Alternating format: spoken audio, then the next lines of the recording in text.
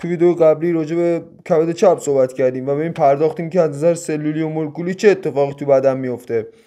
اینجا تا حوصله‌شو دارم میخوام راجع به کیسه صفرا یک کوچولو صحبت کنم. کیسه صفرا یه مخزن کوچیک و گلابی شکله که زیر کبد جا خوش کرده. وظیفه‌اش ذخیره و غلیظ کردن صفراییه که کبد میسازه.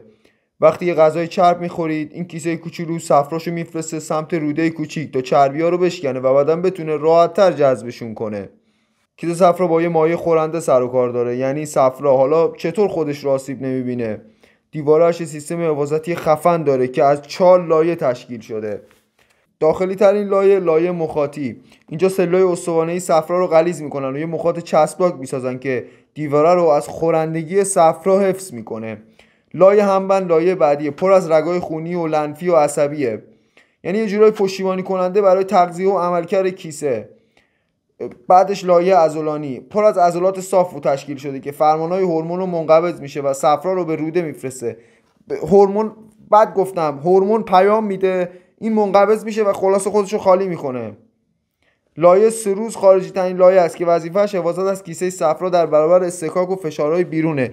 این 4 لایه باعث میشن کیسه صفرا مثل قهرمان صفرا رو، حالا همچین هم قهرمان نیست که من نوشتم قهرمان، این 4 لایه باعث میشن کیسه صفرا رو بدون آسیب خوردگی ذخیره کنه و هر وقت لازم باشه دقیق و هماهنگ تخلیه‌اش کنه. چشم خوش شد.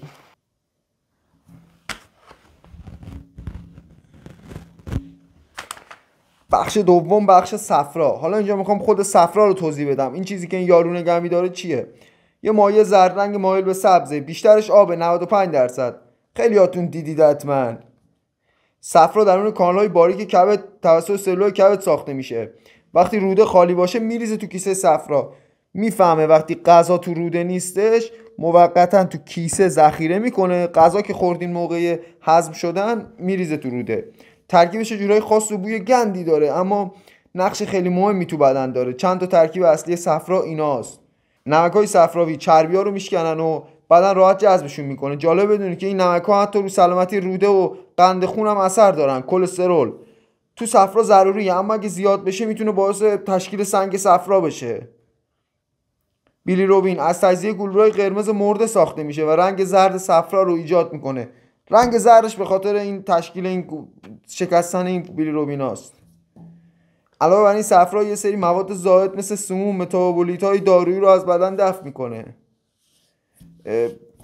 سمزدایی دیگه، یعنی یه چیزی کبد ساخته به عنوان صفرا که وقتی خون رو میخواد تصفیه کنه چیزای بد هم از توش میگیره، با خودش میریزه بیرون، میریزه تو روده. خب بخش آخر، مشکلات کیسه صفرا. کیسه صفرا یه عضو حساسه، اگه اذیتش کنید اذیتتون میکنه.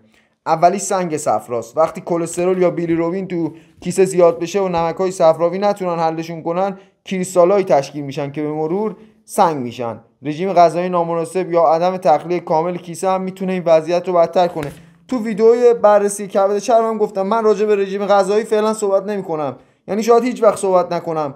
بیشتر راجع به مولکولی و سلولی و علم از نظر پزشکی، چیزی که خوندم، چیزی که توش بلدم، اونو نمیدونم، اونم بلدم. و التهاب کیسه صفرا خیلی بده، دردش هم خیلی بده، اینو خیلی جدی بگیرید. یه سنگ صفرا مسیر خروج صفرا رو میبنده، کیسه ملتهب میشه، این التهاب باعث درد شدید، تب، بعد تا عفونت میشه. یه وقتایی دردش میتونه با مسکن هم آروم بشه که شما نباید به خوردن مسکن ادامه بدید. بررسی کنید یه وقت سنگ گیر نکرده باشه، حتی سنگ کوچولو موچولو. خب راجع به عمل کیسه صفرا من توضیح بدم، بعدها اگه دوست داشتم راجع به کیسه صفرا یه ویدیوی دیگه هم میسازم. وقتی کیسه صفرا برداشته میشه، صفرا مستقیم از کبد از طریق مجاری صفراوی وارد روده کوچیک میشه. به این ترتیب بدن همچنان میتونه چربی‌ها رو حذف کنه، اما به دلیل نبود کیسه صفرا دیگه ذخیره یا غلیظ نمیشه و به صورت پیوسته با غلظت کمتر وارد روده میشه. دیگه قطره قطره دائم میاد. خداحافظ.